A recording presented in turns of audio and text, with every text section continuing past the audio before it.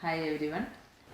Nursing പഠിക്കുവാനായി ഓസ്ട്രേലിയയിൽ വരുന്നവർക്ക് benefit ചെയ്യുന്ന ഒരു വീഡിയോ ആണ് നമ്മൾ ചെയ്തുകൊണ്ടിരുന്നത്. അപ്പം അതിൻ്റെ ഒരു സെക്കൻഡ് പാർട്ടിലേക്ക് എല്ലാവർക്കും സ്വാഗതം. അപ്പം നമ്മൾ ഇനിയും ചോദ്യങ്ങൾ കണ്ടിന്യൂ ചെയ്യണം. നമുക്ക് ഇനിയും കുറേ കാര്യങ്ങളും കൂടെ അറിയാനുണ്ട്.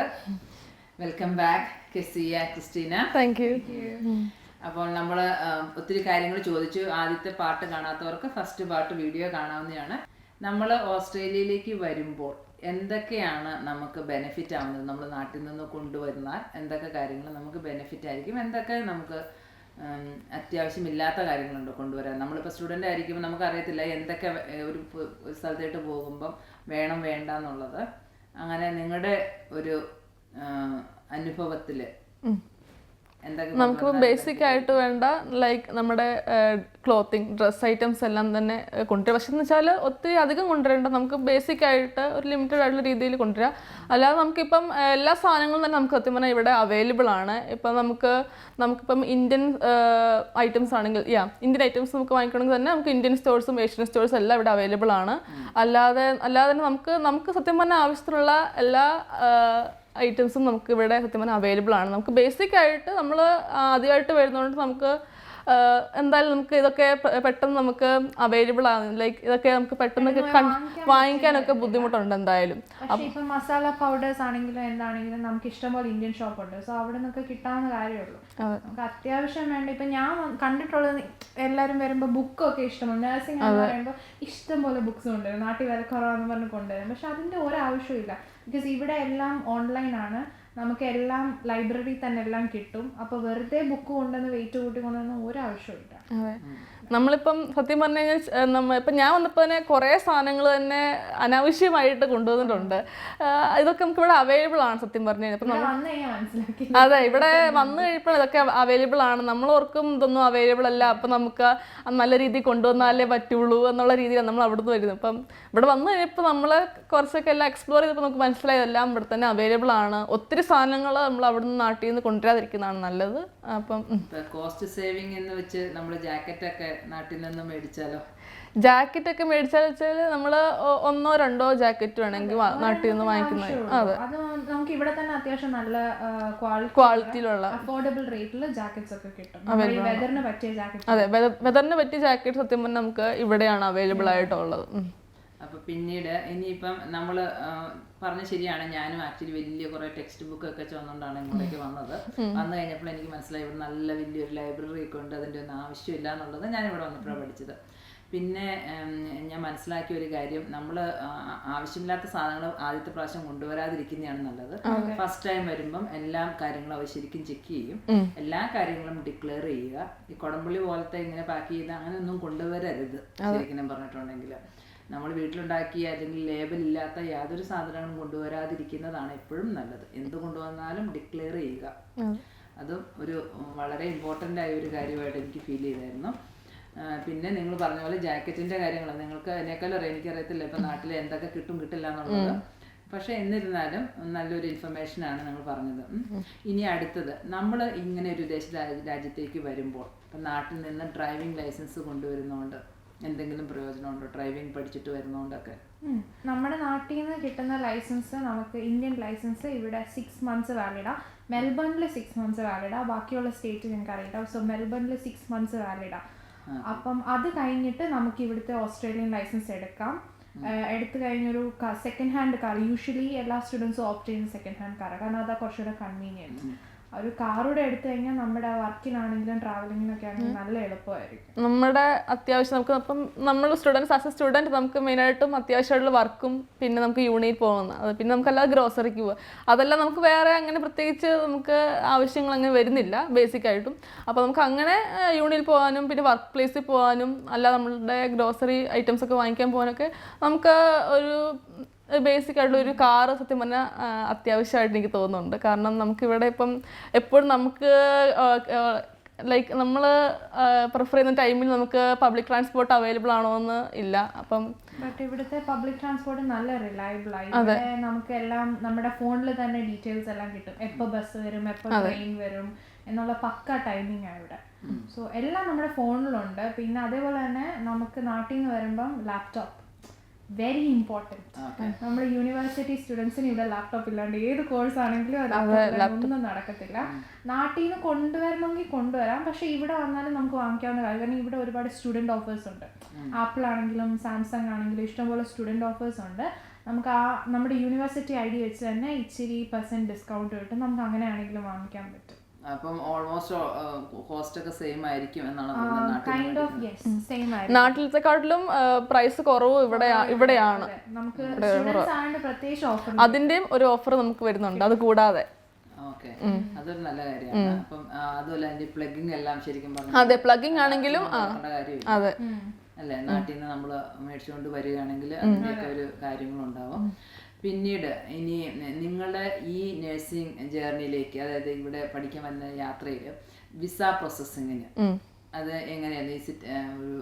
ഒത്തിരി ടഫായിരുന്നോ അതെയോ അതൊരു ഈസി ആയിട്ട് കഴിഞ്ഞു പോയ ഒരു കാര്യമാണ്? Visa processing was really tough actually. നമുക്ക് ആ വിസ പ്രോസസ്സിംഗ് ടൈമിൽ സത്യം പറഞ്ഞാൽ കുറേ ചാലഞ്ചസ് മേ ബി ഫേസ് ചെയ്യണം. നമുക്കിപ്പം വിസ എന്ന് പറഞ്ഞാൽ സത്യം പറഞ്ഞാൽ നമുക്കത് കിട്ടുമോ ഇല്ലയോ എന്നതൊരു ഇതായിട്ട് വരുന്നൊരു കാര്യമാണ്. നമുക്ക് ചില സമയം ഒരു ടൈം ആകുമ്പോഴത്തെ നമ്മൾ ഓർക്കും ഓക്കെ നമുക്ക് കിട്ടുകയില്ലായിരിക്കും എന്ന് വിചാരിക്കും. പക്ഷേ നമ്മൾ എന്താ പോസിറ്റീവായിട്ട് അത് നമ്മൾ ഈ നമ്മൾ ഈ ജേർണിയിൽ നമ്മൾ കുറേ കാര്യങ്ങൾ പഠിക്കുന്നുണ്ട്. പേഷ്യൻസ് വേണം ഒന്നാമത്തെ കാര്യം. കാരണം ഈ പ്രോസസ്സിംഗ് ഒക്കെ സ്റ്റെപ്പ് ബൈ സ്റ്റെപ്പ് ആയിട്ടാണ് നടക്കുന്നത്. അപ്പോൾ അതിനിടയ്ക്ക് കുറേ ചാലഞ്ചസ് നമ്മൾ ഫേസ് ചെയ്യേണ്ടത്, നമ്മൾ കുറേ ഓടി നടക്കേണ്ട ഒരു ടൈമാണ് ഇതിൻ്റെ ഈ ഡോക്യുമെൻറ്റേഷൻ ടൈമെന്ന് സത്യം പറഞ്ഞു. അപ്പോൾ നമ്മളെല്ലാം പേഷ്യൻ്റായിട്ട് ഒരു പോസിറ്റീവായിട്ട് രീതിയിൽ വേണം നമ്മൾ ആ ജേർണി ഫേസ് ചെയ്യാൻ. കാരണം ഇപ്പം എൻ്റെ ഫ്രണ്ട്സാണ് പല ആൾക്കാരും തന്നെ ഈ ജേർണി ടഫായത് എനിക്ക് കിട്ടിയില്ല അന്നും പറഞ്ഞൊക്കെ ഡ്രോപ്പ് ചെയ്ത കുറേ ഫ്രണ്ട്സ് ഉണ്ട് നമുക്ക്. അപ്പം അങ്ങനെയൊക്കെ ഉള്ള ആൾക്കാരോട് പറയാനുള്ളത് എന്താ, ഈ ജേർണി പോസിറ്റീവ് മൈൻഡോട് കൂടി അതെ. ഇപ്പൊ നിങ്ങൾ പഠിക്കുന്ന ഈ ഒരു യൂണി അല്ലാതെ നിങ്ങൾ വേറെ യൂണികളെ അപ്രോച്ച് ചെയ്തായിരുന്നു? എന്താണ് ഓരോ യൂണീസും തമ്മിലുള്ള വ്യത്യാസം, യൂണിവേഴ്സിറ്റീസും തമ്മിലുള്ള വ്യത്യാസം? ഓൾമോസ്റ്റ് സെയിം ആണോ? അല്ല, എല്ലാ യൂണിയിലും അവരുടെ യുണീക്ക് ആയിട്ടുള്ള ഓരോ കാര്യങ്ങളുണ്ട്. അപ്പം ഇൻ കേസ് ട്യൂഷൻ ഫീസിൻ്റെ കേസിലാണെങ്കിലും സിലബസിൻ്റെ കേസിലാണെങ്കിലും എല്ലാ രീതിയിലും ഓരോ യൂണിയും അവരുടേതായ രീതിയിൽ ഡിഫറെൻ്റ് ആണ്. അതെ, എൻഡ് ഓഫ് ദ അത് തന്നെ സെയിം സർട്ടിഫിക്കറ്റ്. ഫീസ് ഡിഫറൻസ് നല്ല രീതിക്ക് പല യൂണിക്കും ഉണ്ട്. അപ്പം നമ്മൾ ശരിക്കും പറഞ്ഞിട്ടുണ്ടെങ്കിൽ ഒത്തിരി ഫീസുള്ള ഒരു യൂണി പഠിച്ചു എന്നതുകൊണ്ട് പ്രത്യേകിച്ച് നമ്മുടെ രജിസ്ട്രേഷൻ ഒരു കൺസിഡറേഷൻ കിട്ടിയേക്കാം നമ്മൾ ജോബിന് അപ്ലൈ ചെയ്യുമ്പോൾ. ബട്ട് രജിസ്ട്രേഷൻ നമുക്ക് we're all bachelor of nursing students, that's it. അതിപ്പോ ഏത് യൂണി പഠിക്കുന്ന ഒരു doesn't matter, end of the day certificates will be same actually. പക്ഷേ എപ്പോഴും അക്രഡിറ്റഡ് ആയിട്ടുള്ള ഒരു യൂണിയിൽ പഠിക്കും. അതെ, അത് വേറെ കാര്യമാണ്, ഫാക്ടറാണ്. നമ്മളിപ്പം നാട്ടിൽ നമുക്ക് അറിയത്തില്ല ഇവിടെ ഏതൊക്കെ യൂണീസാണ് ഉള്ളത്. നമുക്ക് ലൈക്ക് ഒരു കാര്യം നമുക്ക് അറിയത്തില്ല. അപ്പം നമ്മൾ യൂണി ചൂസ് ചെയ്യുമ്പോഴും എല്ലാ കാര്യങ്ങളും, ഈവൻ ഏജൻസി ചൂസ് ചെയ്യുമ്പോഴും യൂണി ചൂസ് ചെയ്യുമ്പോഴും എല്ലാം അക്രഡിറ്റഡ് ആയിട്ടുള്ള നല്ലൊരു ഏജൻസിയാണോ നല്ല യൂണിയാണോ എല്ലാ കാര്യങ്ങളും നമ്മൾ നോക്കി പോവുകയാണെങ്കിൽ it will be end of the day it will be good. അപ്പം ഇതിപ്പോൾ പറഞ്ഞ പോലെ ഒരു നല്ല യൂണിയാണോ എന്ന് എങ്ങനെ അറിയാം നമുക്ക്? ബേസിക്കലി എല്ലാ യൂണിയുടെ വെബ്സൈറ്റിലും അവരുടെ സ്റ്റുഡൻസിൻ്റെ, പ്രത്യേകിച്ച് പഠിച്ചിറങ്ങിയ സ്റ്റുഡൻസിൻ്റെ കോൺടാക്ട് ഡീറ്റെയിൽസ് ഉണ്ട്. നമുക്ക് അങ്ങനെ അവരായിട്ട് കോൺടാക്ട് ചെയ്യാം, യൂണിവേഴ്സിറ്റിയുടെ കാര്യങ്ങൾ ചോദിക്കാം. സോ അങ്ങനെ വെക്കുമ്പോൾ കുറച്ചൊരു ഐഡിയ കിട്ടും. പിന്നെ നമുക്ക് ഇവിടെ ഫാമിലി ഓർ ഫ്രണ്ട്സ് ഉണ്ടെങ്കിൽ അവർ ത്രൂ കോൺടാക്ട് ചെയ്യാം. പിന്നെ നമ്മുടെ ഏജൻസി ആണെങ്കിലും നമുക്ക് അവരോട് ചോദിച്ചറിയാൻ പറ്റും. നമ്മൾ കൂടുതൽ ഇതിനെപ്പറ്റി റിസർച്ച് ചെയ്യുന്ന വളരെ വളരെ നല്ലൊരു കാര്യമാണ്. സോഷ്യൽ മീഡിയ അതെ, നമുക്കിപ്പം എല്ലാം അവൈലബിൾ ആണ്. നമുക്കിപ്പം ഇന്റർനെറ്റിൽ ഇപ്പം നമുക്ക് എല്ലാ കാര്യങ്ങളും അവൈലബിൾ ആണ്. നമ്മൾ കൂടുതലിനെ പറ്റി റിസർച്ച് ചെയ്ത് ടൈം എടുത്ത് എല്ലാ കാര്യങ്ങളും റിസർച്ച് ചെയ്ത് ഒന്നും നമ്മളിങ്ങനെ എടുത്തയാടി ചെയ്യാതെ എല്ലാ കാര്യങ്ങളും സ്റ്റെപ്പ് ബൈ സ്റ്റെപ്പ് ആയിട്ട് തന്നെ ചെയ്യുന്നതാണ് നല്ലത് ഏറ്റവും. ഓക്കെ, അതുപോലെ ഈ ഏജൻസികളും ഇപ്പൊ എനിക്ക് തോന്നുന്ന കുറച്ചുകൂടെ നല്ല ഏജൻസികളായിരിക്കും. ഒരുപാട് ഏജൻസികളുണ്ട്. അപ്പൊ അതിൽ നിന്ന് നല്ല ഏജൻസികളെ നമുക്ക് എങ്ങനെ കണ്ടെത്താൻ കഴിയും? സെയിം റീസൺ തന്നെയാണോ? നേരത്തെ പാസ് ഔട്ട് നമ്മൾ ആൾക്കാരോട് കാര്യങ്ങൾ നമ്മൾ ചോദിച്ച് അന്വേഷിച്ച് കാര്യങ്ങൾ സെലക്ട് ചെയ്യും. പറഞ്ഞ പോലെ നമുക്കിപ്പം ഇങ്ങോട്ട് ഇപ്പം വന്നാൽ നമുക്ക് സീനിയേഴ്സ് ആയിട്ടുള്ള കുറേ ആൾക്കാരൊക്കെ ഉണ്ട്. അപ്പോൾ അവരൊക്കെ ആയിട്ട് നമ്മൾ കാര്യങ്ങൾ ഏതാണ് നല്ല ഏജൻസി, ഏതാണ് നല്ല യൂണി, അവരുമായിട്ട് നമുക്ക് ഇപ്പോൾ ഒരാൾ തന്നെയല്ല, നമ്മൾ പല ആൾക്കാരോടും കാര്യങ്ങൾ ചോദിച്ച് മനസ്സിലാക്കി നമ്മൾ തന്നെ ഒരു റൈറ്റ് ആയിട്ട് ഒരു ഡിസിഷന്. അതെ ഓക്കെ, നിങ്ങൾ ഈ യൂണിവേഴ്സിറ്റി ആയിട്ട് ഡയറക്റ്റ് അല്ല ഒരിക്കലും വന്നത്, ഒരു ഏജൻസി രണ്ടുപേരും സെയിം ഏജൻസി ത്രൂ ആണോ? IDP through. അപ്പം നിങ്ങൾ ഈ IDPക്ക് എന്തെങ്കിലും കമ്മീഷൻ കൊടുക്കുകയോ എന്തെങ്കിലും ചെയ്യേണ്ട വന്നിരുന്നു? ഇല്ല, അങ്ങനെ കമ്മീഷനായിട്ട് കൊടുക്കേണ്ട വന്നിട്ടില്ല. അപ്പം അതായത് ഈ ഏജൻസി, അതെനിക്ക് തോന്നുന്നു നേരത്തെ നമ്മൾ ഇന്റർവ്യൂ ചെയ്ത ജാൻസി എനിക്ക് തോന്നുന്നു IDP വഴിയാണ് വന്നത്. ജാൻസിയും എന്നോട് പറഞ്ഞത് അവര് പ്രത്യേകിച്ച് കമ്മീഷൻ ഒന്നും വാങ്ങിക്കുന്നില്ല എന്നാണ് പറഞ്ഞത്.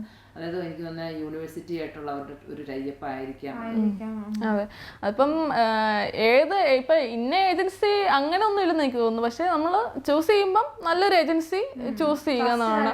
അതെ, കാരണം ഈ അബ്രോഡ് പോകുന്ന കാര്യം പറഞ്ഞു കഴിഞ്ഞാൽ അത്യാവശ്യം കുറെ ഏജൻസീസ് ഇപ്പൊ തുടങ്ങി. So it's pretty hard. ഏതാ ശരിക്കുള്ള ഏജൻസി ശരിക്കും അല്ലാത്ത ഏജൻസി കണ്ടുപിടിക്കാൻ ഭയങ്കര പാടായിട്ട്. ഈ എനിക്ക് തോന്നുന്ന ചില ഏജൻസികൾ ഇങ്ങനെ അക്കോമഡേഷനും പ്രൊവൈഡ് ചെയ്യും തോന്നുന്നു. യൂഷ്വലി എല്ലാ ഏജൻസീസും അക്കോമഡേഷൻ പ്രൊവൈഡ് ചെയ്യും. നമുക്ക് യൂണിവേഴ്സിറ്റി അക്കോമഡേഷൻ വേണ്ടെങ്കിൽ അവർ തന്നെ നമുക്ക് പുറത്തോട്ടുള്ള പിള്ളേരെല്ലാവരും കൂടെ ഒരുമിച്ച് വീടെടുക്കുന്ന രീതിയിൽ അവർ തന്നെ അക്കോമഡേഷൻ അറേഞ്ച് ചെയ്യും. ഓക്കെ, അത് ശരിക്കും പറഞ്ഞൊരു ബെനിഫിറ്റ് ആയിട്ടുള്ള കാര്യമാണ്. ആരും ഇവിടെ ഒരു റിലേറ്റീവ്സ് ഒന്നും ഇല്ലാത്ത കുട്ടികൾക്ക് നല്ലൊരു ബെനിഫിറ്റ് ആയിരിക്കും. പിന്നീട് നമുക്ക് ഇനി അടുത്തതായിട്ട് നമുക്ക് ചോദിക്കാനിരിക്കുന്നത്, ഇതിങ്ങനെ നഴ്സിംഗ് പഠിച്ചു കഴിഞ്ഞു, അത് കഴിയുമ്പോൾ നമ്മൾ പറഞ്ഞു ജോലി സാധ്യത ഉണ്ടെന്നുള്ളത്. അപ്പോൾ ഇവിടുത്തെ ഈ ഓസ്ട്രേലിയയിലെ എത്ര നാൾ ഈ ഓസ്ട്രേലിയയിൽ നിൽക്കാനുള്ള വിസയുടെ കാര്യങ്ങൾ, അങ്ങനെ നിങ്ങൾക്ക് എന്തെങ്കിലും അതിനെ പറ്റി ഒരു ഐഡിയ ഉണ്ടോ?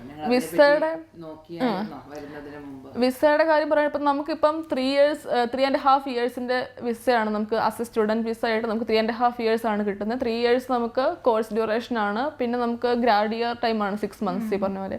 അപ്പം നമുക്ക് കോഴ്സ് കഴിഞ്ഞ് നമുക്ക് അന്നേരം തന്നെ നമുക്ക് സ്ട്രേറ്റ് നമുക്ക് PR-ന് അപ്ലൈ ചെയ്യാൻ പറ്റും. പിന്നെ ആസ് എ നഴ്സിംഗ് കോഴ്സ് ആയതുകൊണ്ട് നമുക്ക് റൂൾസ് ഈ പറഞ്ഞ പോലെ ചേഞ്ചിങ് ഗ്യാരണ്ടീഡ് അല്ല. അപ്പം അതായത് ഓരോ സമയത്തും വിസയുടെ കണ്ടീഷൻ മാറിക്കൊണ്ടിരിക്കും. ഏജൻസി നമുക്ക് അതിനെപ്പറ്റി അറിയത്തില്ല. അപ്പം അത് മൈഗ്രേഷൻ ഏജൻസി അന്വേഷിക്കുകയോ അല്ലെങ്കിൽ ഓസ്ട്രേലിയൻ വെബ്സൈറ്റിൽ നോക്കിയോ കണ്ടുപിടിക്കും. ഒഫീഷ്യൽ വെബ്സൈറ്റ്സ് മാത്രമേ എപ്പോഴും നമുക്ക് റിസർച്ചിന് വേണ്ടിയും കാര്യങ്ങൾക്കെല്ലാം യൂസ് ചെയ്യുക. പല വെബ്സൈറ്റ്സ് ഉണ്ട്, പല വെബ്സൈറ്റ്സിന് പല ടൈപ്പിലുള്ള ഇൻഫർമേഷൻസ് ഒക്കെയാണ് തരുന്നത്. അപ്പം നമ്മളത് ഒഫീഷ്യൽ ആയിട്ടുള്ള വെബ്സൈറ്റ്സിന് കൂടുതൽ റിലേ ചെയ്യാൻ നോക്കണം. ഇനി അടുത്തൊരു ചോദ്യം, നമ്മൾ ആദ്യം പറഞ്ഞൊരു കാര്യമാണ് നിങ്ങൾക്ക് ഇവിടെ വന്നപ്പോൾ ഒരു പാർട്ട് ടൈം ജോലി കിട്ടിയ കാര്യങ്ങളൊക്കെ. അപ്പോൾ ഇങ്ങനെ ഒരു പാർട്ട് ടൈം ജോലി കിട്ടാൻ വേണ്ടിയിട്ട് എന്തെങ്കിലും ഒരു കോഴ്സ് ചെയ്യേണ്ടതായിട്ട് വന്നോ? എന്തെങ്കിലും ഇപ്പം നിങ്ങൾ ചെയ്യുന്ന ഫീൽഡിൽ തന്നെയാണോ നിങ്ങളുടെ പാർട്ട് ടൈം ജോലി? അങ്ങനെ കിട്ടാൻ ഇച്ചിരി ഉണ്ടായിരുന്ന സ്ട്രഗിളും അതുപോലെ എന്തെങ്കിലും കോഴ്സ് ചെയ്യേണ്ട വന്നോ എന്നുള്ളതൊന്ന് പറയാമോ? യൂഷ്വലി ഞങ്ങൾ ഏജ് കെയർ വർക്കേഴ്സ് ആണ്. സോ ഞങ്ങൾക്ക് it depends on every age care. ചില ഏജ് കെയർ സർട്ടിഫിക്കറ്റ് 3 ചോദിക്കും. അതൊരു കോഴ്സാണ്. നമുക്കത് ഓൺലൈനായിട്ട് ചെയ്യാം, ഓഫ്ലൈനായിട്ട് ചെയ്യാം. ഇഷ്ടംപോലെ ഏജൻസീസ് ഉണ്ട് അതിന്. അപ്പം ചിലവർ ആ ഒരു കോഴ്സ് ചോദിക്കും. ചിലവർ നമ്മൾ നഴ്സിംഗ് സ്റ്റുഡൻസ് ആണെന്ന് പറയുമ്പോഴത്തേക്കും അവർ ഇറ്റ്സ് ഓക്കെ, ഇവിടെ നഴ്സിംഗ് സ്റ്റുഡൻസ് നമുക്ക് ബേസിക് നോളജ് ഉണ്ടെന്ന് പറഞ്ഞാൽ ചിലവരെടുക്കും. ചിലവർ പാർട്ട് ടൈം കയറുന്നതിന് മുമ്പേ അവർ സർട്ടിഫിക്കറ്റ് 3 കോഴ്സ് ചോദിക്കും. അവർ it depends on every age care. ഈ സർട്ടിഫിക്കറ്റ് 3 കോഴ്സ് ഒത്തിരി സമയമെടുത്ത് ചെയ്യേണ്ട ഒരു കോഴ്സാണ്. അതൊരു 6 months കോഴ്സാണ്. നമുക്ക് ഓൺലൈനായിട്ടും ചെയ്യാം, ഓഫ്ലൈനായിട്ടും ചെയ്യാം. ചിലവർ ചോദിക്കും, ചിലവർ ചോദിക്കില്ല. It depends. Like I said, ഞങ്ങൾ നഴ്സിംഗ് സ്റ്റുഡൻസ് ആയതുകൊണ്ട് ഞങ്ങൾക്ക് അങ്ങനെ ഞങ്ങളുടെ ഏജ് കെയർ ചോദിച്ചിട്ടില്ലായിരുന്നു. നേരത്തെ ഞാനൊരു നഴ്സിംഗ് സ്റ്റുഡൻറ്റിനെ ഇൻ്റർവ്യൂ ചെയ്തായിരുന്നു, മാസ്റ്റേഴ്സ് ഓഫ് നഴ്സിംഗ് പ്രോഗ്രാം ചെയ്യാൻ വന്നത്. ആ കുട്ടിയും പറഞ്ഞിരുന്നു നഴ്സിംഗ് പഠിക്കുന്ന സ്റ്റുഡൻസിന് അപ്പം ഈ സർട്ടിഫിക്കറ്റ് 3യുടെ ആവശ്യമില്ല ഏജ് കെയറിൽ വർക്ക് ചെയ്യുന്നത്. മോസ്റ്റ് ഓഫ് ദ ഫെസിലിറ്റീസ് അത് ചോദിക്കാറില്ല. അപ്പം അത് ചോദിക്കുന്ന ചില ഫെസിലിറ്റീസ് ഉണ്ടാവും. അപ്പം അങ്ങനെയുള്ളവർക്ക് വേണ്ടിയിട്ട് സർട്ടിഫിക്കറ്റ് 3 കോഴ്സ് ചെയ്യേണ്ട വരും. അതർവൈസ് മറ്റേ നഴ്സിംഗ് പഠിക്കാൻ വരുന്ന കുട്ടികൾക്ക് ഡയറക്റ്റ് ആയിട്ട് ചില ഏജ് കെയറിലൊക്കെ റെയർ ആയിട്ടേ ഉള്ളൂ, നോട്ട് കോമൺ ആയിട്ട്. മെയിൻലി സത്യം പറഞ്ഞാൽ സർട്ടിഫിക്കറ്റ് 3 ഒരു ബേസിക് ആയിട്ട് അവർ ചോദിക്കുന്ന ഒരു ഫസ്റ്റ് പ്ലേസ്മെന്റ് കഴിഞ്ഞാൽ അവർക്ക് കുഴപ്പമില്ല. ഫസ്റ്റ് പ്ലേസ്മെന്റ് കഴിഞ്ഞ് കഴിഞ്ഞാൽ നമുക്ക് മോസ്റ്റ് ഓഫ് ദ ഏജ് കെയറിൽ നമ്മൾ എടുക്കും. ഓക്കെ, ഈ പാർട്ട് ടൈം ജോലി ചെയ്യാൻ തുടങ്ങിയ സമയത്ത് നമുക്ക് ഭയങ്കര ഒരു ടഫായിട്ട് തോന്നിയായിരുന്നു? വീട്ടില് പണിയെടുക്കാതെ. അതെ, ഈ പറഞ്ഞ പോലെ അതെ, വീട്ടിൽ നമ്മൾ നാട്ടിൽ നമ്മൾ ഈ പറഞ്ഞ പോലെ നേരത്തെ പറഞ്ഞ പോലെ തന്നെ ഒരു പണിയും നമ്മൾ ചെയ്യാതെയാണ് ഇങ്ങോട്ട് ആ ഒരു നമ്മുടെ ലൈഫ് സ്റ്റൈൽ സത്യം പറഞ്ഞാൽ ഇവിടെ മാറുകയാണ്. നമ്മൾ ശരിക്കും നമ്മൾ പണിയെടുക്കണം. പക്ഷേ അന്നേരം സാലറി കിട്ടുമ്പോൾ അതെ സാലറി വരുമ്പോഴത്തേനും നമ്മൾ അത് ഹാപ്പി ഡേ ആണ്. നമ്മൾ സ്വന്തമായി അധ്വാനിച്ചു. അതെ ആ ഒരു ഈ ചെറിയ പ്രായത്തില് അതായത് നമ്മളാ പൈസ ഇന്ത്യയിലോട്ട് കൺവേർട്ട് ചെയ്യുമ്പോൾ നമ്മൾ വളരെ ഹാപ്പി ആയിരിക്കും. അതെ തീർച്ചയായിട്ടും. നമ്മുടെ ആ ഒരു ഹാർഡ് വർക്കിന് ഇപ്പം നമ്മുടെ ഏജിലുള്ള നാട്ടിലുള്ള പിള്ളേര് സത്യം പറഞ്ഞു കഴിഞ്ഞാൽ ലൈക്ക് ഞങ്ങൾക്ക് ഈ ചെറിയ ഏജിൽ തന്നെ ഞങ്ങൾക്ക് ഏൺ ചെയ്യാൻ പറ്റുന്ന അതൊരു വേറൊരു ഇതാണ്. നമ്മോട് തന്നെ അത് ഒരു ഇതുണ്ട്. അത് കഴിഞ്ഞ് ഈ റെസ്പെക്ട് കൂടും. നിങ്ങൾ ഇവിടുത്തെ ഒരു ലൈസൻസ് ഒക്കെ എടുത്ത് കാറൊക്കെ ഓടിച്ച് ജോലിക്ക് പോകുന്നു, അതുപോലെ നമ്മൾ പഠിക്കാൻ പോകുന്നു, നമ്മൾ ഇൻഡിപെൻഡന്റ് ആകുമ്പോൾ നമുക്ക് നമ്മളോട് തന്നെ ആ ഒരു കോൺഫിഡൻസ് നമ്മൾ അങ്ങ് ബൂസ്റ്റ് ചെയ്യുകയാണ് ശരിക്കും അല്ലേ. പിന്നീട് ഇനി ഈ ഓസ്ട്രേലിയയിൽ വന്ന ഇപ്പം നിങ്ങൾ തിരിഞ്ഞു നോക്കുമ്പോൾ നാട്ടിൽ വെച്ച് നിങ്ങൾ ഈ ഒരു ഡിസിഷൻ എടുത്തു, ഓവർസീസ് പഠിക്കാൻ വന്നു, എന്തെങ്കിലും തരത്തിലുള്ള റിഗ്രറ്റ് ഉണ്ടോ? ഇല്ല, ഇപ്പൊ റിഗ്രറ്റ് ഒന്നും ഒരു റിഗ്രറ്റ് 100% ഹാപ്പി. ഇറ്റ്സ് ജസ്റ്റ് ഒരു പോസിറ്റീവ് മൈൻഡ് ഉണ്ടായിരുന്നു ഇങ്ങോട്ട് വരാൻ. കാരണം ഇറ്റ്സ് വെരി കോംപ്ലക്സ് ആയിട്ടുള്ള ഒരു പ്രോസസ്സാണ്, ഒരുപാട് ചാലഞ്ചസ് ഉണ്ട്. പക്ഷെ ഒരു പോസിറ്റീവ് മൈൻഡ് ഉണ്ടെങ്കിൽ ഫ്രം ദ ബിഗിനിങ് എന്തായാലും നമ്മൾ കുറേ ഈ പറഞ്ഞ പോലെ ചാലഞ്ചസ് ഫിസിക്കലി മെൻ്റലി എല്ലാ രീതിയിലും നമ്മളിപ്പം ചാലഞ്ചസ് ഫേസ് ചെയ്യും. ഇപ്പം മെൻ്റലി ആയിരിക്കും നമ്മൾ മെയിനായിട്ട്. കാരണം നമ്മൾ പേരൻസുമായിട്ട് ഒരു ഡിസ്റ്റൻസ് ലൈക്ക് ഒരു വരുവാണ്, ഫിസിക്കലി നമുക്ക് ഡിസ്റ്റൻസ്. ഇപ്പം അങ്ങനെ വരുമ്പോഴത്തേനും നമുക്ക് ഇനിഷ്യലി ഭയങ്കര ഒരു വീട്ടുകാരൊക്കെ വിട്ടിട്ട് വരുമ്പോൾ ഒരു വിഷമം തീർച്ചയായിട്ടും വരും. പിന്നെ നമ്മളത് ഗ്രാജുവലി നമ്മൾ അതുമായിട്ട് ഒരു യൂസ്ഡ് ആവും. പിന്നെ നമ്മൾ ഈ യൂണിയിൽ വരുമ്പം നിങ്ങൾ പല കൾച്ചറിലുള്ള കുട്ടികളെ കണ്ടുമുട്ടുന്നുണ്ട്. ഓസ്ട്രേലിയയിൽ തന്നെ ജനിച്ചു വളർന്ന കുട്ടികളുണ്ടാകാം, പല രാജ്യത്തു നിന്ന് വന്ന കുട്ടികളുണ്ടാകും. നിങ്ങൾക്ക് മിംഗ്ലിങ് ചെയ്യാനായിട്ട് എങ്ങനെയുണ്ടായിരുന്നു തുടക്കത്തിൽ? അവരൊക്കെ ആയിട്ടൊന്ന് കൂട്ടുകൂടാനും എങ്ങനെ എല്ലാവരും ഒരു അക്കോമഡേറ്റീവ് ആയിരുന്നോ, അല്ലെങ്കിൽ അതിനകത്തൊരു തടസ്സം ഉണ്ടായിരുന്നോ തുടക്കത്തില്? അങ്ങനെയൊന്നും ഞങ്ങൾക്ക് ഫീൽ ചെയ്യില്ല. അത്യാവശ്യം എല്ലാവരുമായിട്ട് കമ്പനിയാണ്. എല്ലാവരും ഞങ്ങളുടെ അവിടെയുള്ള എല്ലാവരും ആണെങ്കിലും ഏത് കൺട്രിയിൽ നിന്ന് വരുന്ന ആൾക്കാരാണെങ്കിലും എല്ലാവരും നല്ല കമ്പനി. അതെ, ഇവിടെ നമ്മൾ അങ്ങനെ ഒരു ചലഞ്ച് ഇപ്പോൾ ഫേസ് ചെയ്തില്ല. അതെ, നമുക്കിങ്ങനെ മാറി നിൽക്കാൻ പറ്റത്തില്ല. അതെ, നമ്മള് എല്ലാവരും തന്നെ നല്ല ഫ്രണ്ട്ലി ആയിട്ട് ഉള്ള ആൾക്കാരാണ്. പരസ്പരം അങ്ങോട്ടും ഇങ്ങോട്ടും കമ്മ്യൂണിക്കേറ്റ് ചെയ്യാൻ താല്പര്യമുള്ള ആൾക്കാരാണ്. അപ്പം നമുക്കാണെങ്കിലും ലൈക്ക് വേറെ ഒരു രാജ്യത്തു നിന്നുള്ള ആൾക്കാരായിട്ട് നമുക്ക് സംസാരിക്കാനാണെങ്കിലും ഇറ്റ്സ് ലൈക്ക് എന്താ ഒരു അവരുടെ കൾച്ചറിനെ കുറിച്ച് പഠിക്കും. അപ്പം നമ്മുടെ ഗ്രൂപ്പ് ആക്ടിവിറ്റിക്കൊക്കെ നന്നായിട്ട് നമുക്ക് പാർട്ടിസിപ്പേറ്റ് ചെയ്യാം. എനിക്കൊന്ന് ഈ ഗ്രൂപ്പ് ആക്ടിവിറ്റിയൊക്കെ നമ്മൾ ഒത്തിരി ഒന്ന് അടുപ്പിക്കുന്ന ഒരു സംഭവമാണല്ലോ, എല്ലാവരുമായിട്ട് കൂട്ടുകൂടാൻ വേണ്ടിയിട്ട്. അതെനിക്കൊന്ന് ഈ യൂണിവേഴ്സിറ്റികൾ ആക്ച്വലി പല കൾച്ചറൽ ഡേയ്സും ഒക്കെ വെക്കും, ഇങ്ങനെ കുറച്ചും കൂടെ പിന്നെ എല്ലാ കുട്ടികളൊക്കെ ആയിട്ടൊന്ന് ആ ഒരു പ്രത്യേകിച്ച് ഇന്റർനാഷണൽ സ്റ്റുഡൻസ് എല്ലാം കൂടി ഒന്ന് മിങ്കിൾ ചെയ്യാൻ വേണ്ടിയിട്ട് അവർ ആക്ച്വലി കുറേ പ്രോഗ്രാംസും എല്ലാം ചെയ്യുന്നതിൻ്റെ ഒരു കാരണം അതാണ്. പിന്നെ യൂണിവേഴ്സിറ്റീസ് ഒത്തിരി സപ്പോർട്ട്, മെക്കസി നേരത്തെ പറഞ്ഞ പോലെ അവർ മെൻ്റൽ ഹെൽത്തും എല്ലാവരും മെൻ്റൽ വെൽബീയിങ് ഒക്കെ അവരൊന്ന് കൺഫേം ചെയ്യും. എല്ലാവരും ഓക്കെ ആണ്, എന്തെങ്കിലും തരത്തിലൊരു സപ്പോർട്ട് വേണമെങ്കിൽ അവരെ സപ്പോർട്ട് പ്രൊവൈഡ് ചെയ്യും, ഇങ്ങനെയുള്ള കാര്യങ്ങളൊക്കെ. ഇനി നമ്മൾ ഈ കോഴ്സ് പഠിച്ചുകൊണ്ടിരിക്കുമ്പോൾ നമുക്ക് തോന്നുകയാണ് ഈ കോഴ്സ് ഭയങ്കര ഹാർഡാണ് എന്ന് തോന്നി നമുക്ക് വേറൊരു കോഴ്സിലേക്ക് മാറാൻ എന്തെങ്കിലും ഓപ്ഷൻസ് വന്നോ? നഴ്സിംഗ് പഠിക്കാൻ ചേർന്നു, പക്ഷെ നഴ്സിംഗ് ഇഷ്ടപ്പെട്ടില്ല. അത് നമുക്ക് ഇപ്പം സെൻസസ് ഡേറ്റിന് നമുക്കൊരു സെൻസസ് ഡേറ്റ് വരുന്നുണ്ട്. അപ്പോൾ ആ സെൻസസ് ഡേറ്റിനുള്ളിൽ നമുക്ക് കോഴ്സ് മാറാനുള്ള ഒരു ഓപ്പർച്യൂണിറ്റി അതെല്ലാ യൂണിയിലും ഉണ്ടോ എന്ന് എനിക്കറിയില്ല. പക്ഷെ നമ്മുടെ യൂണിയിൽ അത് കോഴ്സ് തുടങ്ങി സ്റ്റാർട്ട് ചെയ്യുന്ന സെൻസസ് ഡേറ്റിന് പിന്നെ നമുക്ക് കോഴ്സ് ഇപ്പോൾ ഇൻ കേസ് നമുക്കതുമായിട്ട് മുന്നോട്ട് പോകാൻ പറ്റുന്നില്ലെങ്കിൽ നമുക്ക് കോഴ്സ് ചേഞ്ച് ചെയ്യാനുള്ള ഒരു ഓപ്ഷൻ ഉണ്ട്. എല്ലാ യൂണിയിലും അത് അവൈലബിൾ ആണോ എന്ന് എനിക്കറിയില്ല. പക്ഷേ അപ്പൊ അങ്ങനെ ചെയ്യുമ്പോൾ നമുക്ക് അതിന്റെ ഫീസ് നഷ്ടം വരും, എന്തെങ്കിലും ചെയ്യുമോ? അന്നേരം അടച്ച ഫീസ് അതൊരു നിൽക്കുന്നില്ല, നമ്മൾ വേറെ ഒരു കരിയറിലോട്ട് പോവാ.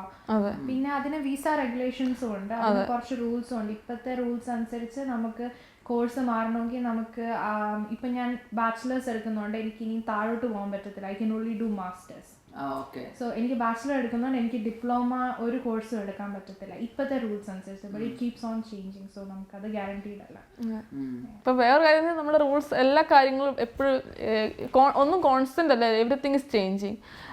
ഇപ്പം നമ്മുടെ വിസയുടെ കാര്യങ്ങളാണെങ്കിലും അല്ലാതെ എല്ലാ കാര്യങ്ങളും ചേഞ്ച് ചെയ്യുന്നുണ്ട്. പിന്നീട് ഞാൻ ഒരു കാര്യം നേരത്തെ ചോദിക്കുന്ന ഓർത്താൻ മറന്നുപോയതായിരുന്നു. നമ്മൾ ഈ ഇയർ 12 കഴിഞ്ഞ് +2 കഴിഞ്ഞ് ഇങ്ങോട്ടേക്ക് വരുമ്പോൾ നിങ്ങൾ പറഞ്ഞു നിങ്ങളുടെ ബയോളജി അല്ലെങ്കിൽ മാത്സും ഓക്കെയാണ്, പക്ഷെ ഒരു സയൻസ് സബ്ജക്റ്റ് വേണം. അതിനെന്തെങ്കിലും ഇത്ര മാർക്ക് വേണമെന്നോ അങ്ങനെ എന്തെങ്കിലും ഉണ്ടോ നിങ്ങൾക്ക് ഒരു യൂണിവേഴ്സിറ്റി അഡ്മിഷൻ കിട്ടാനായിട്ട്?